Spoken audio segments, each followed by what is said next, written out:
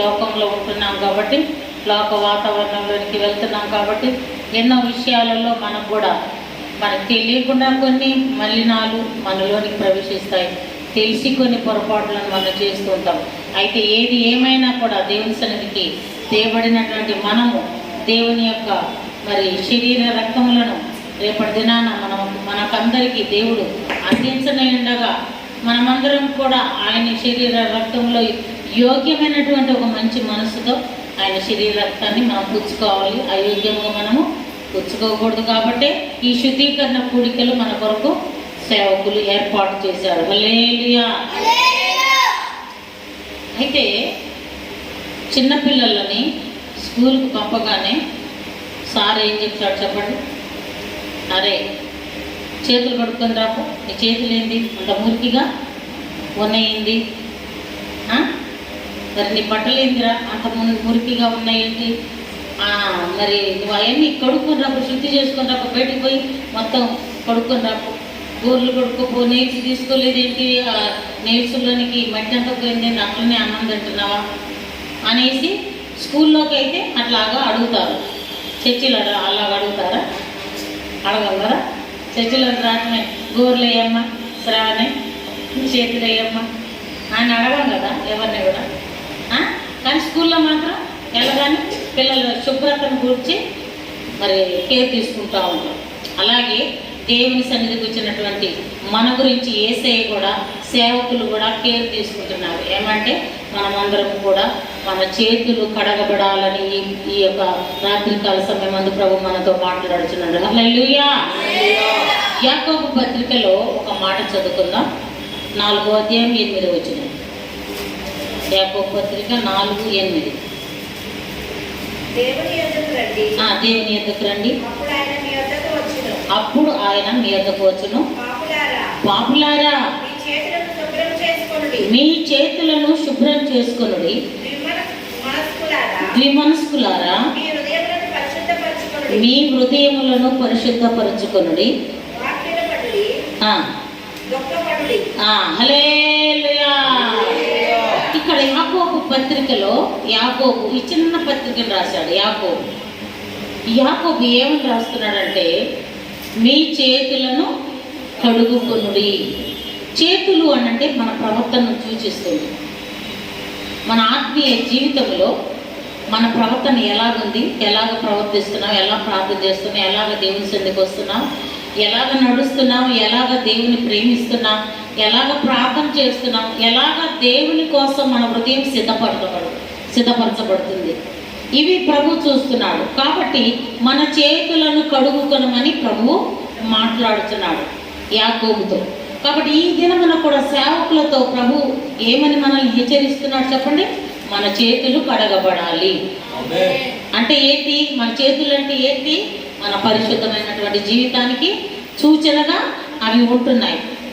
మనమందరము కూడా హృదయముతోనే మనము కూడా అది ఏదైనా ఆటతోనే కదా ఏదైనా చేసేది. అది పుణ్యమైన పాపమైన, అది పరిశుద్ధతైన అపవిత్రమైన చేతులతోనే మన హృదయంతో చేస్తాం. అయితే మన హృదయాలన్నీ కూడా కడగబడాలని, మన చేతులంటే హృదయం, మన జీవితాలు ప్రభువుకి ఇష్టంగా మారాలని ప్రభువు చెప్తున్నాడు. పిలాతు యేసు ప్రభువుని ఆ దినమున అన్యాయమైనటువంటి తీర్పు తీర్చినప్పుడు పిలాతు ఏం చేశాడు చెప్పండి? మత్తయి సువార్త చదవండి ఒక మాట. మత్తయి సువార్త 27వ అధ్యాయము 24వ వచనం. మత్తయి 27:24.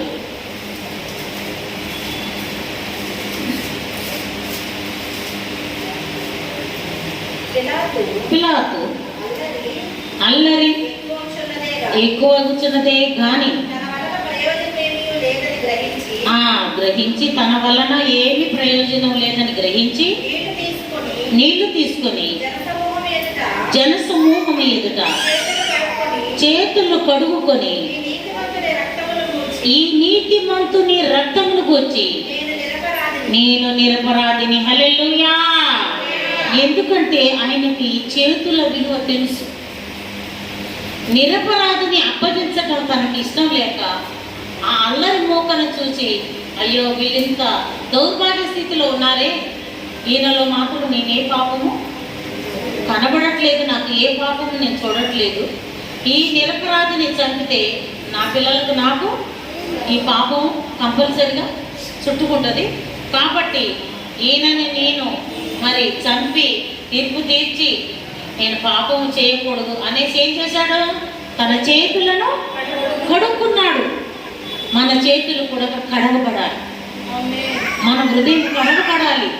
అప్పుడు మనలోనికి పవిత్రత అనేది మనలోనికి వస్తుంది. కీర్తనల పుస్తకంలో కూడా దావీదు ఒక మాట మాట్లాడుతున్నాడు అన్న చక్కని మాట. కీర్తనలు 73వ కీర్తన 13వ వచనం. 73వ కీర్తన 13వ వచనం.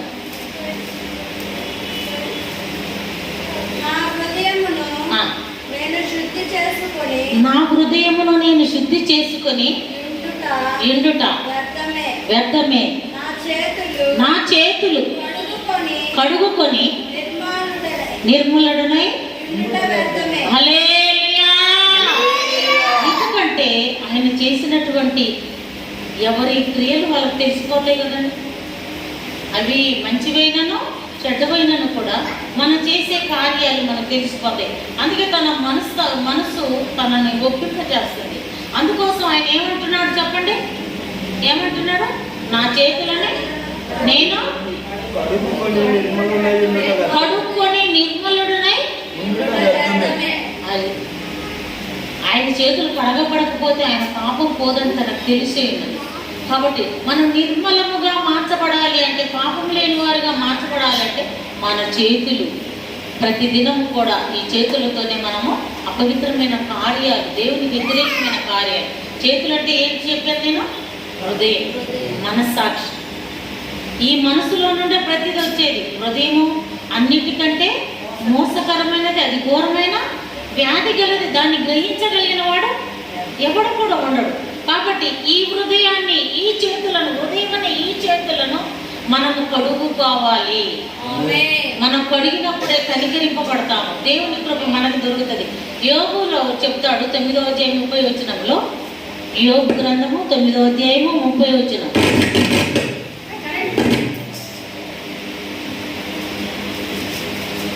యోగు 9:30.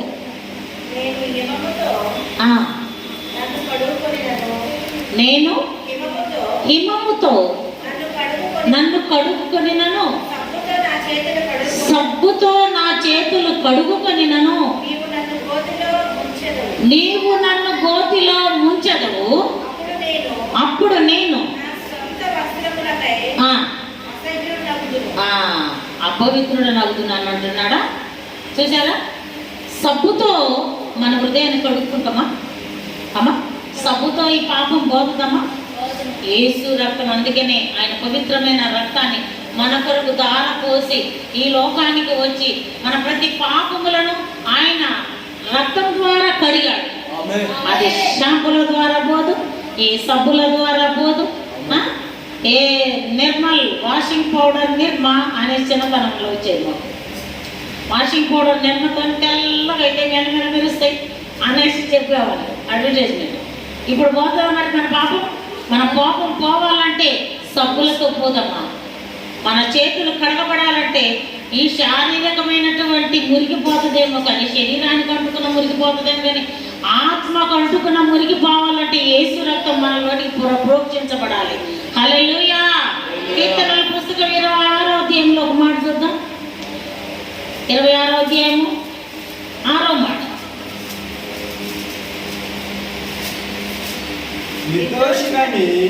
నిర్దోషినని నా చేతులు కడుక్కొందును, యెహోవా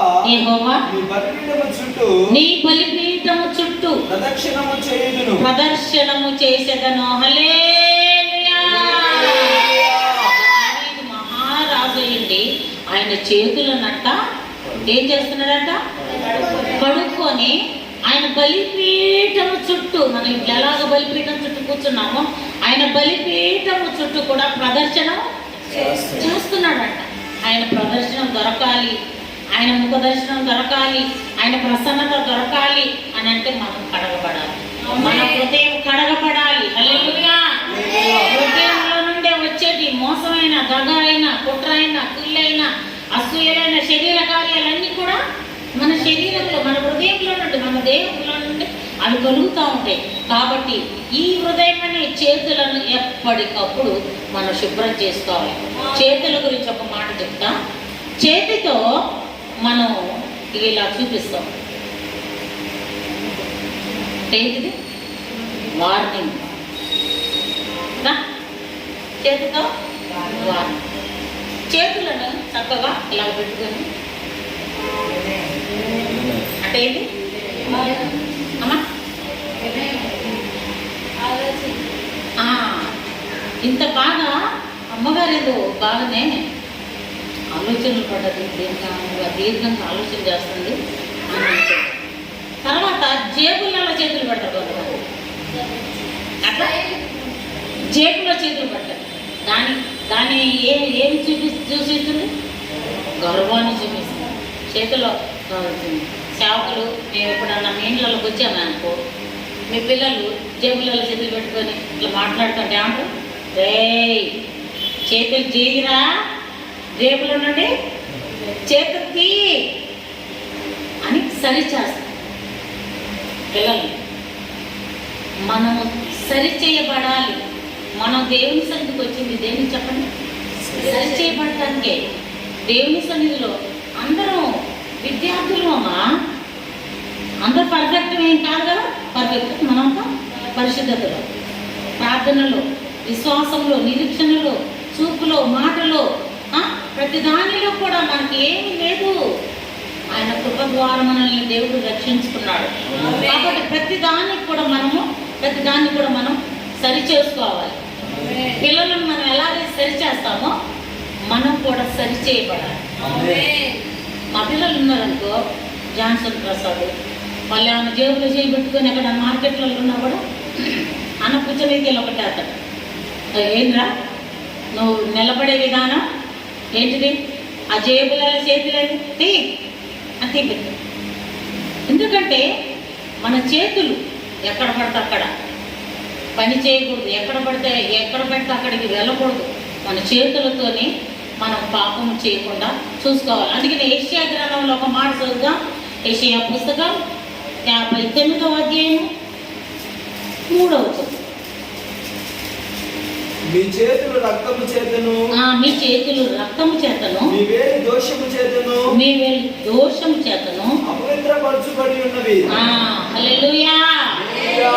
రక్తం అంటే పాపం. మన చేతులంట రక్తం అంటే ఏంటమ్మా?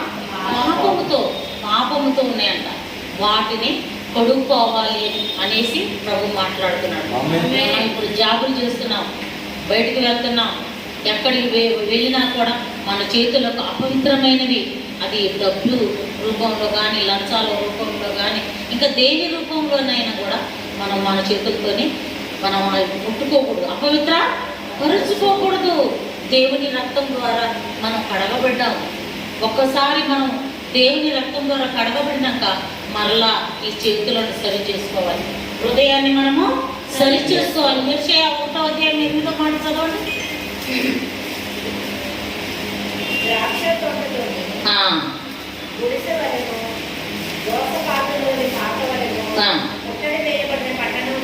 యెషయా 1:15.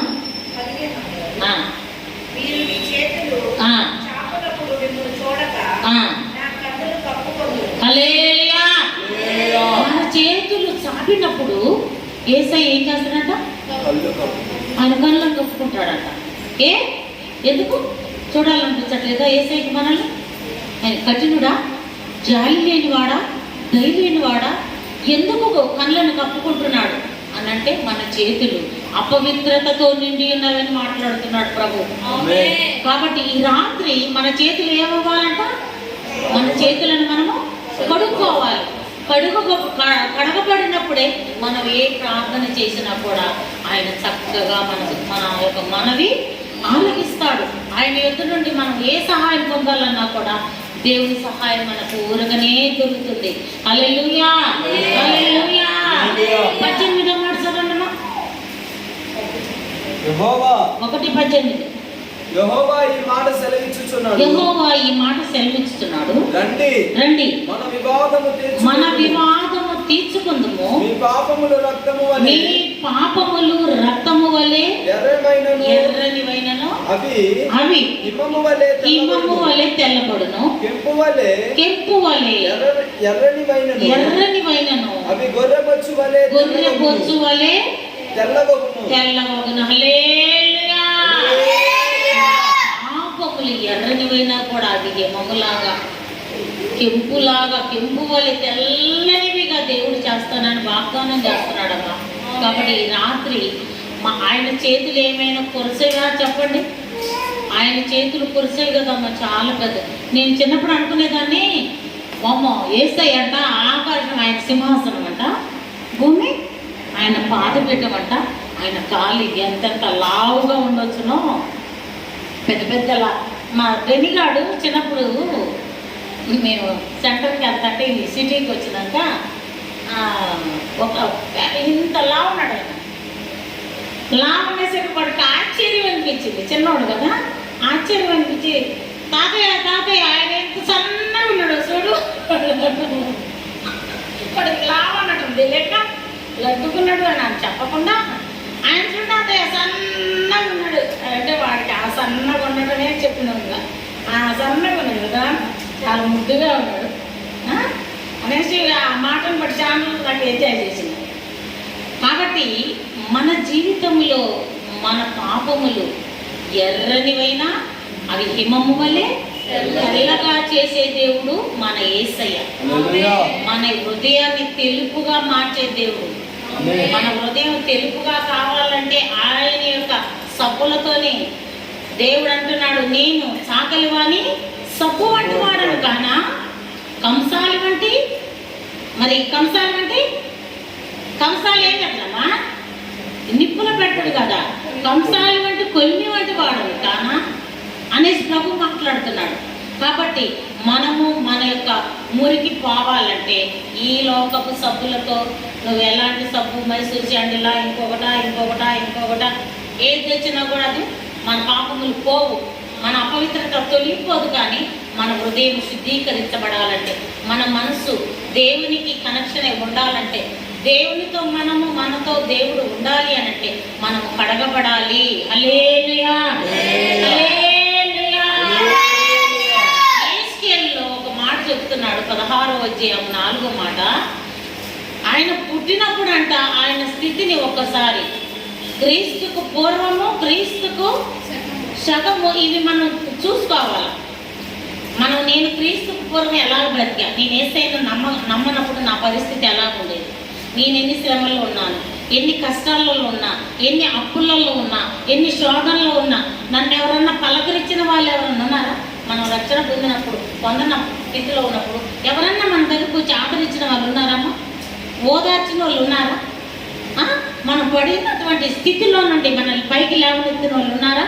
అక్కడే అదే మాట చెప్తున్నాడు. చదవండి, యేస్కేలు 16:4.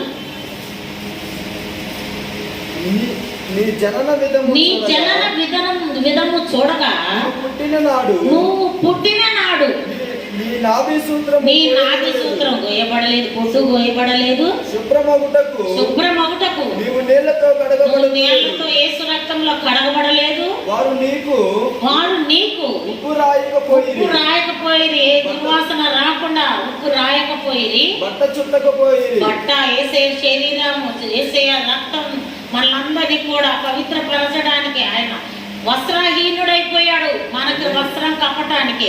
హల్లెలూయా. వస్త్రం కప్పలేదు.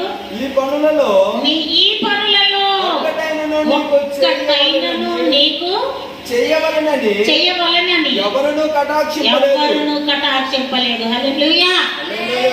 ఎవ్వరు కటాక్షించలేదండి. మనం ఉన్న ఆ స్థితిలో నాభి సూత్రం పోయబడలేదు. ఆయన ఒక పాట పాడేవాడు. మా పెళ్ళైన కొత్తలో ఆ పాట రాసి పాడేవారు. నాకు కొద్దిగా గుర్తుందని పాడతాను. నాభి సూత్రం కోయబడక కడగబడక బట్ట చుట్టబడక మరణ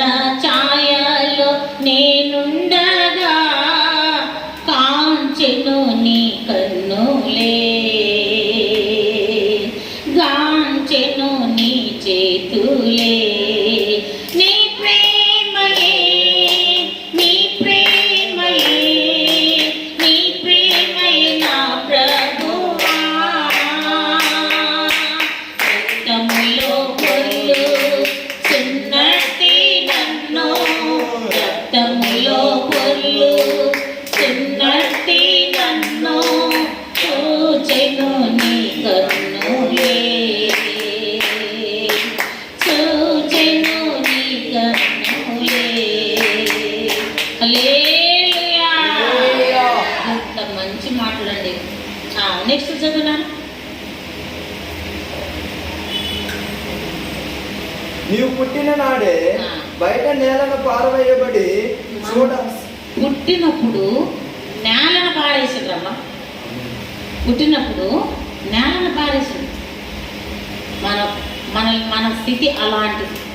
పారవేయబడినటువంటి వారు మనం ఇదివరకు మన పూర్వపు స్థితి ఏసైనా నమ్మని స్థితిలో ఉన్నప్పుడు పారవేయబడ్డాం, త్రొక్కబడ్డాం. నీచంగా ఎవరి దృష్టికి మనం ఆనలే. కన్ను ఎర్రబడితే వెన్ను ఎర్రబడితే కన్ను ఎర్రబడ్డదట్టు ఇప్పుడు మనం ఒక పొజిషన్లో ఉన్నాం కాబట్టి మన బంధువులకు మనం కనపడతాం. మన భర్త, మన భార్య, మన బంధువులు, మన తల్లిదండ్రులు ఎవరైనా కూడా ప్రేమించాలంటే అంతో ఇంతో మన దగ్గర ఉంటేనే. ఏం లేని వాళ్ళని ప్రేమిస్తారు చెప్పండి. నేలను అందుకనే కీర్తనల పుస్తకం నేల నుండి దీనులను పైకి లేవనెత్తినాడట యేసయ్య. హల్లెలూయా. చికట కలిగినటువంటి దొంగ ఊపిలో ఉండగా ఆయన మనల్ని పైకి లేవనెత్తాడు. ఆమేన్. హల్లెలూయా. నెక్స్ట్ చదివే. పారవేయబడి చూడ అసహ్యముగా ఉంటివి. అయితే నేను నీ యొద్దకు వచ్చి రక్తంలో పొర్లుచున్న నిన్ను చూచి రక్తంలో పొర్లియున్న నీవు బ్రతుకుమని నీతో చెప్పి తిని. హల్లెలూయా. ఆయన బ్రతకడానికి సెలవిచ్చిండమ్మ మనకి. ఆయన సెలవు లేకుండా మనం బ్రతకలేం. కన్ను రెప్ప కొట్టడం కూడా ఆయన స్వాధీనంలోనే ఉన్నాం. మన శక్తి యుక్తులు దేనికి పనికిరావు. మన బలం, కండ బలం, గుండె బలం, ధన బలం, బలగం బలం దేనికి అక్కడికి రావు. అక్కడికి వస్తాయి చెప్పండి. చిన్న తుమ్ములు వచ్చి చెప్పండి. మరి తుమ్ములకు తట్టుకుంటామా? తుమ్ములకు పనికిరావు. చిన్న జ్వరం వస్తే మూలుతో ఇంకలా ఉన్నాంగా మరి ఉన్నా కూడా పడేస్తుంది శరీరం. దేనికి మనం పనికిరాము. కాబట్టి నేలలో పారవేసినటువంటి మనలను ప్రభువే ఏర్పరచుకొని మనల్ని అందరినీ కూడా ఆయన రక్షించుకున్నాడు.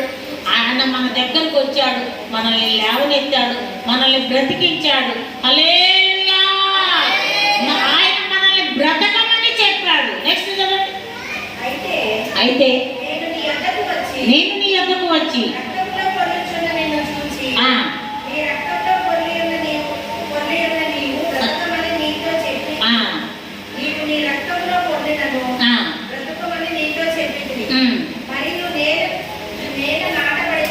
నేల నాటబడిన, అందరూ చూడండి, నేల నాటబడిన చిగురు వృద్ధి అగునట్లు నేను నిన్ను వృద్ధిలోనికి తెచ్చాను. హల్లెలూయా.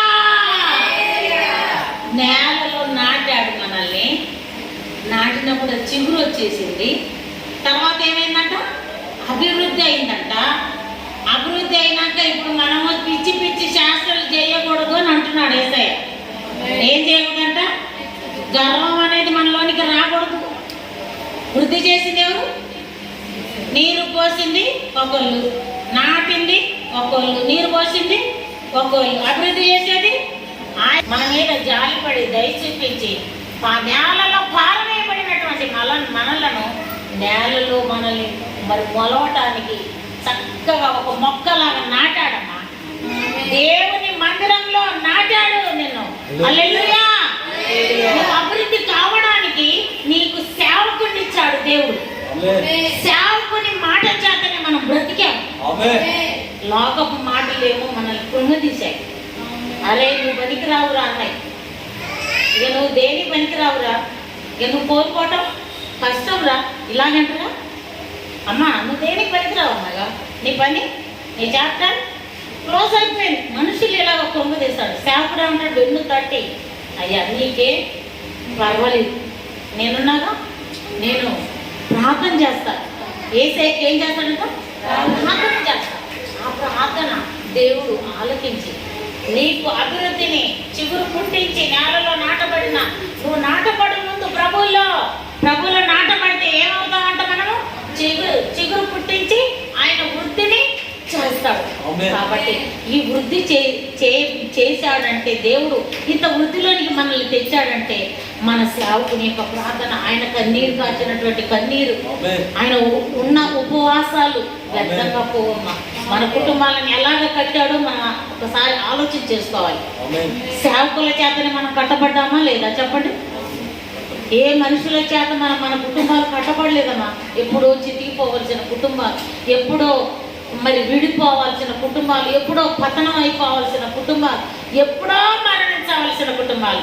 అయితే ప్రభు మన సేవకులతో మనల్ని వెన్ను తట్టి సేవకులతో ఏమని చెప్పాడంటే, సేవకులతో నువ్వు బ్రతకమని నీతో చెప్పుతున్నాను. హల్లెలూయా. కాబట్టి మనం బ్రతుకుతున్నామంటే సేవకుని యొక్క ప్రార్థన బలము. మనం ఒక మంచి మొక్కలాగా అభివృద్ధి చెందుతున్నామంటే ఈ అభివృద్ధిని చేసి మురిసిపోకూడదు. ఈ అభివృద్ధి నాకు ఎలా కలిగింది, నేను ఎలాగ అభివృద్ధిలోకి వచ్చా, నా కొరకు ఎంత శ్రమ పడ్డాడు నా సేవకుడు, ఎన్ని కన్నీళ్లు కాచాడు, ఎన్ని ఉపవాసాలు ఉన్నాడు, నా కోసం ఎంత త్యాగం చేశాడు, ఊరు కాని ఊరు, వాడగాని వాడు, ఎన్ని గంటలు ప్రయాణం చేసి ఆదివారం నీ కోసం ఇంత కష్టపడి మరి అన్న రావటం జరుగుతుంది. కాబట్టి పరిచారకులు మంచిగా అన్నోళ్ళందరూ వచ్చి ఇంత పరిచయం చేయగలుగుతున్నారు. కాబట్టి మీరు అభివృద్ధి కావాలా, మీరు బాగుపడాలా, మీరు ఆశీర్వదించబడాలి, మీ హృదయాలు కడగబడాలి, మీ చేతులు కడగబడాలి, మీరు పవిత్రులుగా మార్చబడాలి, ప్రభు రాజ్యానికి హక్కుదారులుగా ఉండాలని ప్రభు కోరుకుంటున్నాడు. మరి కడగబడినటువంటి పంది బురదలో మళ్ళా బుర్లాడుతూ ఉండదు. బుర్లాంటుందమ్మా, పందికి తెలియదు అది, దానికి అదే హాయి, దానికి అదే పట్టు మరి పరుపు, దానికి మురుగు, ఇది కంపు, దీనిలో వెళ్ళకూడదు, దాన్ని ఎన్నిసార్లు కడిగినా కూడా అప్పుడుగానే కావాలని ఆశపడుతుంది. మనం కూడా అలాగా మనలో ఉన్న బలహీనతలు తీసేసుకోవడానికే ట్రై చేయాలి.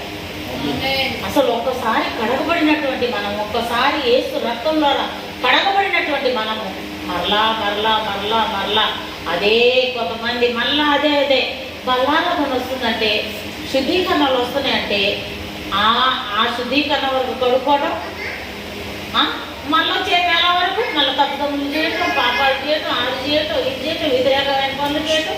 అయ్యో నాకు నా మనస్సాక్షి నాకు ఒప్పుకోవట్లేదు, నా మనస్సాక్షి నా మీద మరి నన్ను ఎంతో బాధపడుతుంది, ఈ నెల నేను తీసుకోలేదు. శుద్ధీకరణకి వస్తున్నటువంటి మనము మనల్ని మనం కడుక్కుంటేనమ్మా ఆశీర్వదించబడతాం. మనం పిల్లలు చిన్నప్పుడు, ఇప్పుడు ఆ పిల్లలు ఇసుకలు ఆడతారు, ఇసుకలు ఆడినంతసేపు ఆడతారు, బాగా ఇసుకంతా పోసుకుంటారు. వాళ్ళమ్మ వచ్చి ఏం చేస్తుంది, లాక్కొని పోయి తొట్టి దగ్గర నిలబెట్టి వాడిని బాగా నీళ్లు పోసి రుద్దటానికి వాడు ఇష్టపడరు. నాకొద్దు నేను చేయను అనేసి స్నానం చేపిస్తాను. ఒక పట్టాను ఉంటారా మా నీ పిల్లల్ని కొడుకు ప్రశాంతి ఉంటాడు కదా, తగ్గించుకుంటారు, అటు ఇటు అసలు తీసుకెళ్తాము. ఎందుకు? వాడికి శుభ్రం చేయబట్టడం వాడికి ఇష్టం ఉండదు, కడగబడటం ఇష్టం ఉండదు. చాలామందిని మనం కూడా చిన్నపిల్లల్లాగా అలాగే అంత ముందుగా చూసుకుంటాము, కడగబడాలంటే ఇష్టపడము. సేవకులు కడుగుతుంటే లోపడం, నాకు వద్దు అంటాం, నాకు స్నానం వద్దు.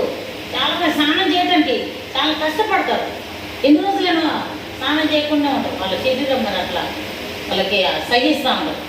కానీ మనం కడగబడాలనేసి ప్రభు మాట్లాడుతున్నాడు. మీ చేతులను కడుగుకొనుడి ద్విమనస్కులారా. యాకోబు 4:8 మరలా చదువుదాం. దేవుని యొద్దకు రండి, అప్పుడు ఆయన మీ యొద్దకు వచ్చును. పాపులారా ఏమని పిలుస్తున్నాడు? అది మనం పాపం చేసి దేవుడు అనుగ్రహించే మహిమను పొందుకోలేకపోతున్నాం. కాబట్టి యేసు మనల్ని ఏమని పిలుస్తున్నాడు? పాపులారా అని. మీ చేతులను శుభ్రం చేసుకోండి. శుభ్రం చేసుకోకుండా ఎవరైనా భోజనం చేస్తారమ్మా? చేతులు శుభ్రం చేసుకోకుండా అవి ఉన్నాడు వాడికి ఎన్నిసార్లు అది హ్యాండ్ వాష్ చేసి కడిగిపో. నువ్వు ఇప్పుడు గ్రౌండ్లో నుండి వచ్చావు, ఇప్పుడు ఆట ఆడుకుని వచ్చావు, బ్యాట్ ముట్టుకున్నావు, పర్రం నేనైతే నేను నిమిషం కడిగిస్తాను తెల్లాలి. వీళ్ళు నాకు చెంబుతో నీళ్ళు ఇవ్వాలంటే అది తెల్లగా రావాలి, వాళ్ళ చేతులు తెల్లబడాలి, అప్పుడే తాగుతా. అన్ని అనుమానాలే, అమ్మో ఏం నా చేతులు కడిగినా చేతులు అప్పగించడానికి మనలోనికి బ్యాక్టీరియా ఏర్పడు కదమ్మా. చేతులు కడుక్కోకుండా తింటే ఆరోగ్యం ఉంటామా? ఉండము. అలాగే ప్రభు రక్తమును, ప్రభు శరీరాన్ని తినాలంటే మనల్ని మనం కడుక్కోవాలి, మన హృదయాన్ని కడుక్కోవాలి. ఈ హృదయం తింగిరి శాస్త్రం చేస్తూ ఉంటుంది, గోతిలాడు శాస్త్రం చేస్తూ ఉంటుంది. దేవునిలో సరిగ్గా ఉండనీయదమ్మా, సరిగ్గా నడవనీయదు, సరిగ్గా ప్రార్థన చేయనీయదు, సరిగ్గా ఉపవాసం ఉండనీయదు. ఇంకేం ఉపవాసం లేదు, మొన్ననే ఉన్నావుగా, నిన్ననే ఉన్నావుగా అనేసి చెప్తాడు.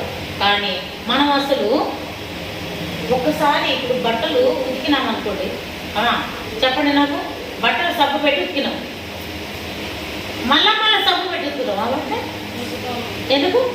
ఒకసారి ఉతికినాం ఆల్రెడీ, మళ్ళా ఎందుకు ఉతకాలి? అసలు మురికిపోయే ఉన్నది, మళ్ళీ ఎందుకు